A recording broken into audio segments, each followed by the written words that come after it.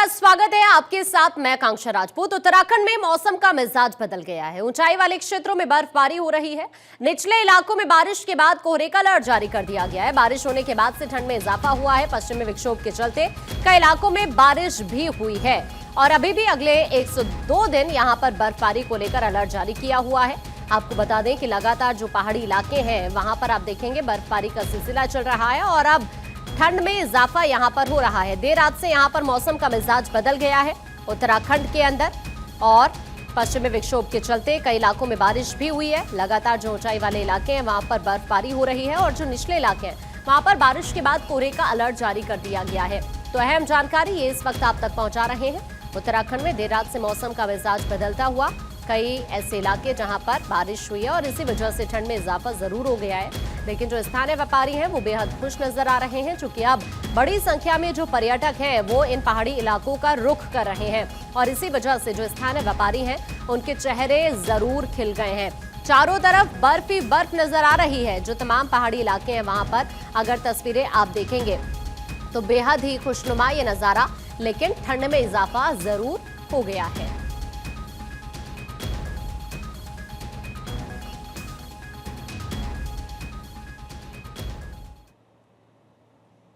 आखिरकार लंबे इंतजार के बाद उत्तराखंड के पहाड़ों पर मौसम मेहरबान हो गया है। जैसा कि अनुमान जताया गया था, ठीक उसी तरह पहाड़ों पर बर्फबारी शुरू हो गई है। बद्रीनाथ धाम सहित औली और दूसरे ऊंचाई वाले इलाकों में बर्फबारी हो रही है। वहीं निचले इलाकों में अगर आप देखेंगे तो कुछ स्थान ऐसे हैं जहां पर बारिश हुई है, जिससे तापमान में गिरावट आ गई है और इससे ठिठुरन और ज्यादा बढ़ गई है। भारी बर्फबारी के बाद औली का नजारा तो देखते ही बन रहा है। इससे यहां के लोगों के चेहरे खिल गए हैं। खासकर पर्यटन कारोबार से जुड़े लोग ज्यादा खुश हैं। ताजा बर्फबारी के बाद सैलानियों की संख्या में इजाफा होने के पूरे आसार यहां पर नजर आ रहे हैं। जो तस्वीरें इस वक्त सामने आ रही हैं वो बेहद ही खुशनुमा तस्वीरें यहां पर, और आपको बता दें कि बड़ी संख्या में पर्यटक रुख कर रहे हैं इन तमाम इलाकों का। हालांकि अब चूंकि बर्फबारी जिस तरह से यहां पर शुरू हो चुकी है उसका सीधा असर जो यहां पर मैदानी इलाके हैं उन पर पड़ रहा है और इसी वजह से यहां ठंड में इजाफा जरूर हो गया है। अब ऐसे में दो तस्वीरें हम आपको दिखा रहे हैं। अगर आप पहली तस्वीर देखेंगे तो बद्रीनाथ धाम की ये तस्वीर, चारों तरफ आपको बर्फ ही बर्फ नजर आएगी। और जो दूसरी तस्वीर हम आपको दिखा रहे हैं औली की तस्वीर है। औली में भी नजारा कुछ वैसा ही नजर आ रहा है, जहां पर आपको चारों तरफ बेहद ही खुशनुमा मौसम दिखेगा और बर्फबारी यहां पर भी हो रही है। अभी ऐसे में अगले 1 से 2 दिन इसी तरह से यहाँ पर बर्फबारी का जो सिलसिला है वो जारी रह सकता है और इसी वजह से जो मैदानी इलाके हैं वहां पर आप देखेंगे तो ठंड बढ़ गई है। टेम्परेचर में लगातार गिरावट दर्ज हो रही है। अब ठंड में चूंकि इजाफा यहाँ पर हो गया है तो जो मैदानी इलाके हैं वहां पर थोड़ी दिक्कतें लोगों के सामने जरूर आ रही है। लेकिन प्रशासनिक स्तर पर अगर देखा जाए तो जो रैन बसेरे हैं उनमें भी व्यवस्थाओं को बढ़ाया जा रहा है। उत्तराखंड के दूसरे इलाकों में भी भारी बर्फबारी हो रही है। मौसम में बदलाव के कारण उत्तरकाशी में, गंगोत्री और आसपास के इलाकों में बर्फबारी हो रही है। इससे यहां का नजारा बेहद सुंदर हो गया है। यहां हर तरफ बर्फ ही बर्फ दिखाई दे रही है। इस तरह से तस्वीरें यहां पर निकलकर सामने आ रही है। आप जरा देखिए कि किस तरह से यहाँ खूबसूरती और ज्यादा बढ़ गई है। ये तस्वीर हम आपको इस वक्त आपकी टीवी स्क्रीन पर दिखा रहे हैं। उत्तराखंड के जो अन्य इलाके हैं वहां पर ऐसा ही नजारा है। गंगोत्री और आसपास के इलाके की ये तस्वीर इस वक्त आपके सामने, जहां पर यह अद्भुत नजारा दिख रहा है और बेहद ही सुंदर लग रहा है, जहां आपको हर तरफ बर्फ ही बर्फ दिखाई देगी। ये मंदिरों के ऊपर भी आप जरा देखेंगे तो बर्फ ही बर्फ यहाँ पर आपको चारों तरफ नजर आएगी। घरों के ऊपर आप देखिए किस तरह का नजारा इस वक्त यहाँ पर है। ये नज़ारा देखिए खूबसूरत बहुत है, लेकिन जाहिर तौर पर जो लोग यहाँ पर रहते हैं उनके सामने थोड़ी सी दिक्कत ज़रूर आती है। अगर व्यापार के लिहाज से देखा जाए तो अब चूंकि बर्फबारी हो रही है तो पर्यटक यहाँ का रुख करेंगे, लेकिन जो यहाँ पर स्थानीय लोग हैं थोड़ी सी दिक्कत जो यहाँ पर लोग रहते हैं उनके सामने भी अब ज़रूर आ गई है। रुद्रप्रयाग जिले में तुंगनाथ पर्वत पर भी बर्फबारी हो रही है। यहां का नजारा बदल गया है। सीएम पुष्कर सिंह धामी ने तुंगनाथ महादेव मंदिर पर बर्फबारी का एक बेहद मनोरम वीडियो पोस्ट किया है।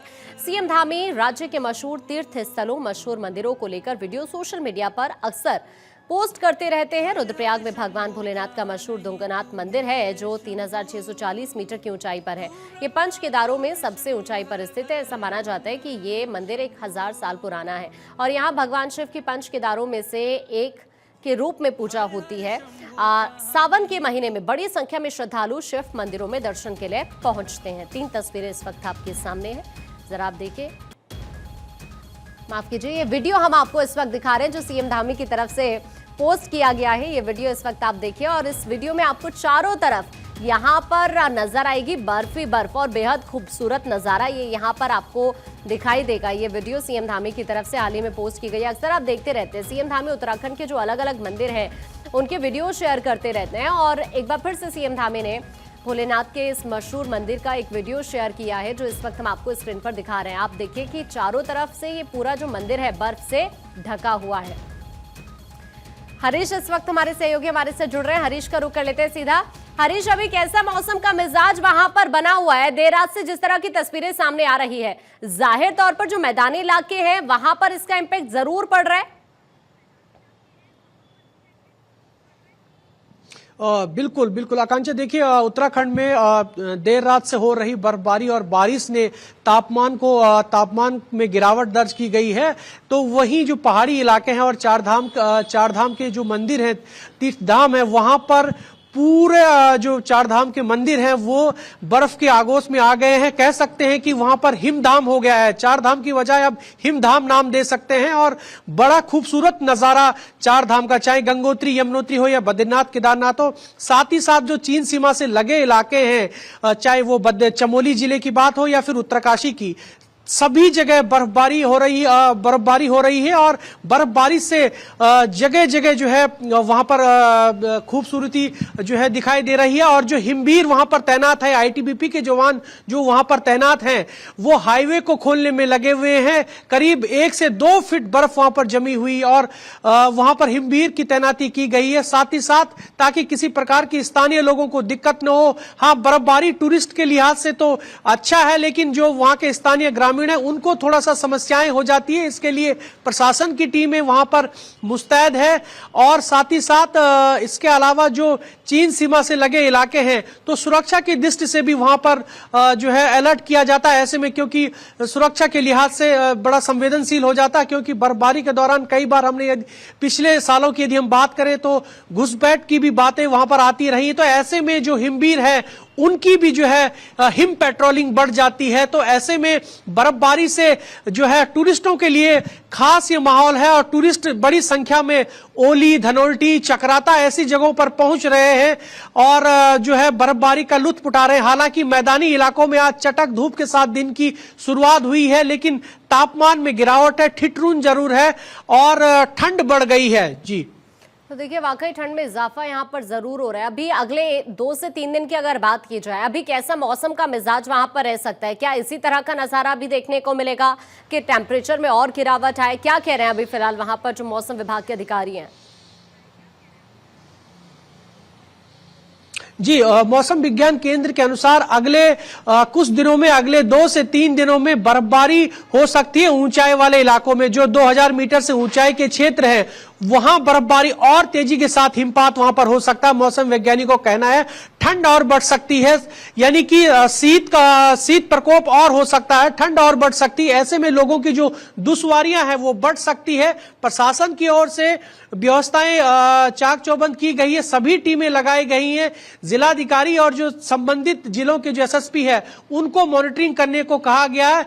बहरहाल जो चारधाम के इलाके हैं, सीमांत जनपद है जहां पर हिमपात होता है, वहां पर हिमपात को देखने के लिए और बर्फबारी का लुत्फ उठाने के लिए सैलानी बड़ी संख्या में पहुंच रहे हैं। लेकिन मौसम विज्ञान इन सब के बीच एक अपील भी कर रहा है कि ध्यानपूर्वक जो सैलानी है, टूरिस्ट है, वो ध्यानपूर्वक जाएं। प्रशासन की जो गाइडलाइन है उसको फॉलो करें, पुलिस जो कहती है उनका वो पालन करें, क्योंकि जगह जगह पॉइंट्स बनाए गए हैं, वहां पर पुलिस की तैनाती की गई है। क्योंकि पहाड़ी इलाका है, पहाड़ी रास्ते हैं, पहाड़ी मार्ग है, ऐसे में पाले की ज्यादा बड़ी संभावना रहती है ताकि किसी प्रकार को कोई दिक्कत न हो।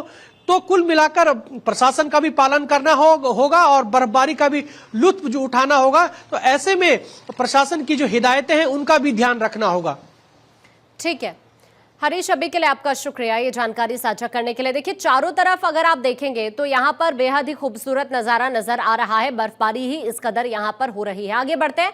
प्रयागराज में महाकुंभ का शुभारंभ हो चुका है। पौष पूर्णिमा पर आज पहला स्नान है। अगर हम आज की बात करें, सुबह 8 बजे तक 60 लाख श्रद्धालुओं ने आस्था की डुबकी लगाई है। यह आंकड़ा 1 करोड़ तक पहुंच सकता है। 12 किलोमीटर एरिया में बना स्नान घाट श्रद्धालुओं से भरा हुआ है। संगम में हर घंटे में 2 लाख लोग स्नान कर रहे हैं।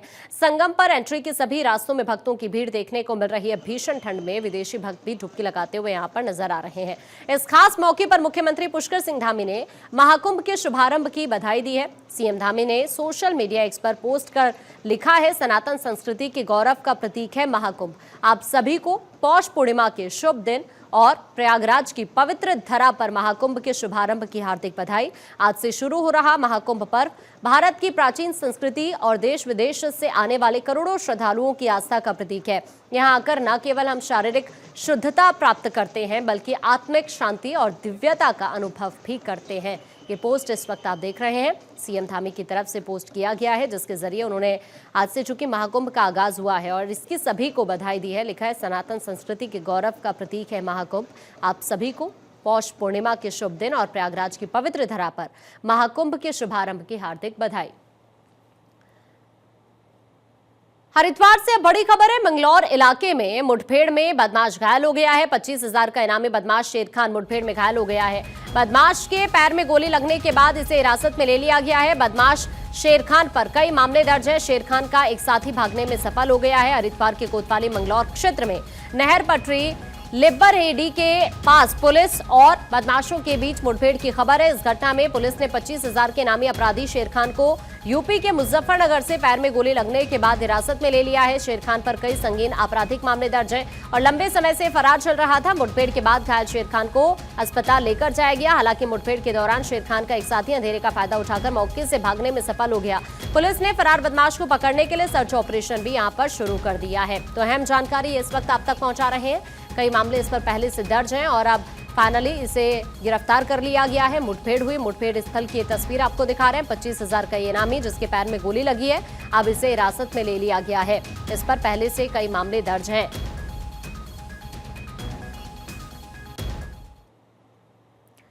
उत्तराखंड की राजधानी देहरादून में रील के लिए जानलेवा स्टंट का एक वीडियो सामने आया है। देहरादून के भोगपुर फ्लाईओवर पर कई युवा बाइक से खतरनाक स्टंट करते हुए वीडियो में कैद हो गए। ये युवा न सिर्फ अपनी जान को खतरे में डाल रहे हैं, बल्कि रास्ते से गुजर रहे दूसरे लोगों की भी जान को खतरा है। हैरानी की बात यह है कि पुलिस मूक दर्शक बनी हुई है और अभी तक कोई भी कार्रवाई नहीं की गई है। ऐसे में प्रशासन की लापरवाही जनता पर भारी पड़ सकती है। 2 तस्वीरें और ये जो वीडियो वायरल हो रहा है वो भी हम आपको इस वक्त दिखा रहे हैं। आप देखिए कि किस तरह से यहाँ पर ये तमाम लोग स्टंटबाजी करते हुए नजर आ रहे हैं। इस फ्लाईओवर की ये तस्वीर, हालांकि पुलिस भी इन्हें रोकने में नाकाम साबित हो रही है। इसे फेमस होने के चक्कर में, रील बनाने के चक्कर में इस तरह से खतरनाक स्टंटबाजी करते हुए कुछ युवक, जिनके कई वीडियो सोशल मीडिया पर वायरल हो चुके हैं, लेकिन पुलिस भी इन्हें नहीं रोक पा रही है। ये आप जरा देखिए, इस फ्लाईओवर की तस्वीर हम आपको ये दिखा रहे हैं। ये भोगपुर फ्लाईओवर है जहां पर इस तरह से स्टंटबाजी का खेल लगातार चल रहा है। बहुत बढ़िया भाई, भेज रहा हूं उत्तराखंड।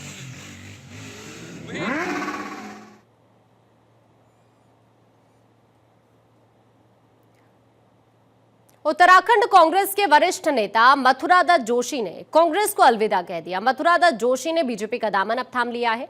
इसके बाद वो कांग्रेस पर हमलावर नजर आए। मथुरा दत्त ने कांग्रेस को हिंदुओं का विरोधी तक करार दे दिया है। उन्होंने कहा कि कांग्रेस ने सरकार में रहते हुए हमेशा भूमाफिया, शराब माफिया को संरक्षण देने का कार्य किया और हमेशा हिंदुत्व विरोधी काम किया है।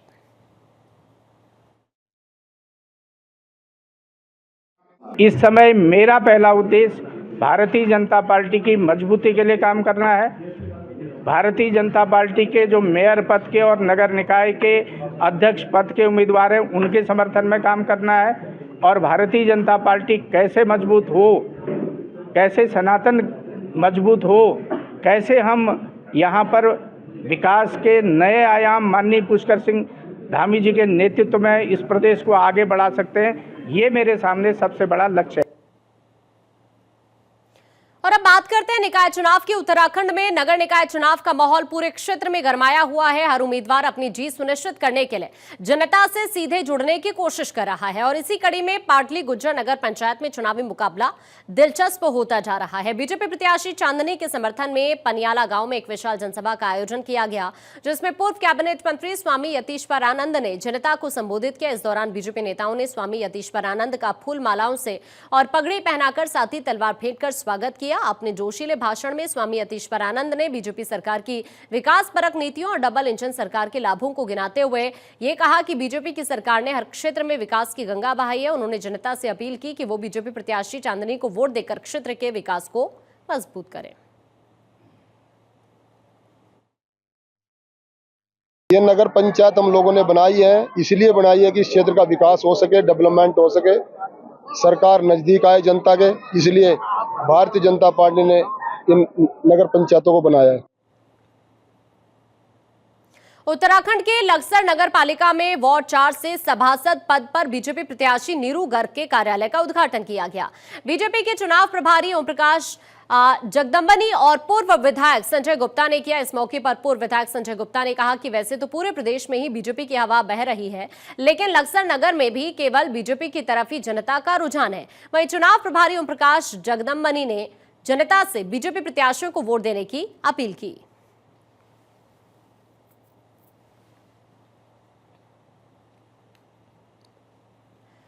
उत्तराखंड के पौड़ी सत्यखाल मोटर मार्ग पर भीषण सड़क हादसा हो गया। हादसे में 4 लोगों की मौत हो गई। बताया जा रहा है कि पौड़ी सत्यखाल मोटर मार्ग पर सवारियों से भरी एक बस गहरी खाई में गिर गई, जिसमें 6 लोगों की मौत हो गई। कई लोग घायल हो गए हैं। घायलों को पुलिस और स्थानीय लोगों की मदद से पौड़ी के जिला अस्पताल ले जाया गया। पुलिस के मुताबिक दुर्घटनाग्रस्त बस पौड़ी से देहल चौरी जाते वक्त सत्यखाल मोटर मार्ग पर केंद्रीय विद्यालय के पास अनियंत्रित होकर खाई में गिर गई और यह हादसा हो गया। फिलहाल घायलों का इलाज चल रहा है। दुखद यह है कि इस हादसे में कई लोगों की जान चली गई है। 2 तस्वीरें इस वक्त आपके सामने। एक तरफ जो घायल है उनको हॉस्पिटल लेकर आया गया है और जो दूसरी तस्वीर है वो घटनास्थल की आप देख सकते हैं। 6 लोगों की मौत हुई है इस हादसे में और कई लोग घायल हो गए हैं, जिनका फिलहाल इलाज चल रहा है। पौड़ी में सत्यखाल मोटर मार्ग पर यह हादसा हुआ है और ये दोनों तस्वीरें घटनास्थल से इस वक्त हम आपको दिखा रहे हैं। जो दूसरी तस्वीर आप जरा देखिए, ये जो वाहन है इसकी हालत को देखकर आप समझ सकते हैं कि ये कितना भीषण हादसा यहाँ पर रहा होगा।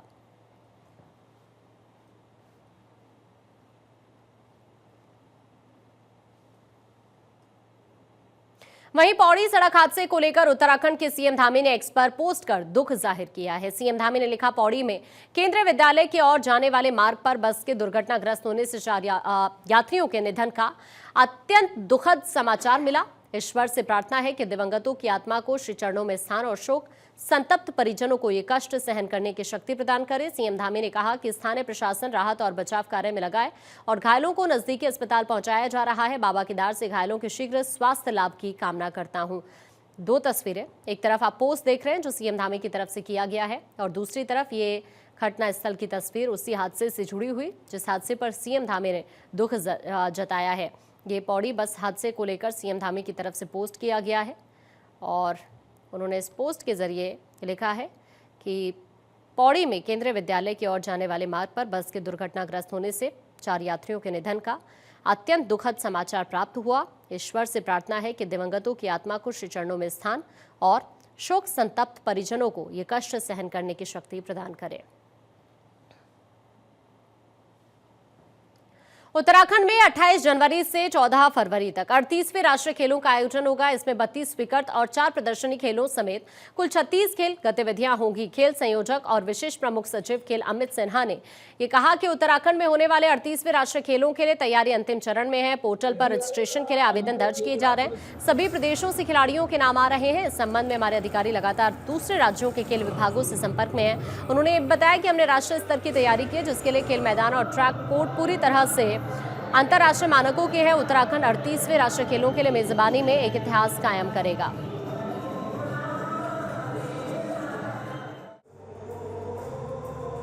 हम लोग 20 दिन से कम के समय बचे हुए हैं और अभी हम लोग जो तैयारियां देख रहे हैं इसमें सबसे महत्वपूर्ण काम जो है हमारा वो लास्ट मोमेंट की डीप क्लीनिंग, पेंटिंग, सफाई और इन सब चीज़ों का बचा है। बाकी व्यवस्था जो रुकने रुकाने की है एथलीट्स की, वो हमारी हो गई है। सबका जो रजिस्ट्रेशन होना चाहिए वो रजिस्ट्रेशन लगातार चल रहा है। जहाँ जैसे जैसे राज्य अपने खिलाड़ियों के नाम भेज रहे हैं, पोर्टल पर रजिस्टर हो रहा है। हमारा कंट्रोल रूम चालू हो गया है और कंट्रोल रूम के माध्यम से उनको फ़ोन किए जा रहे हैं ताकि एथलीट समय से पहुँचे, उनको कोई असुविधा ना हो। यहाँ पे जो हमारे वेन्यू पे हो रहे हैं उस वेन्यू पे भी तैयारी हमारी पूरी हो गई है।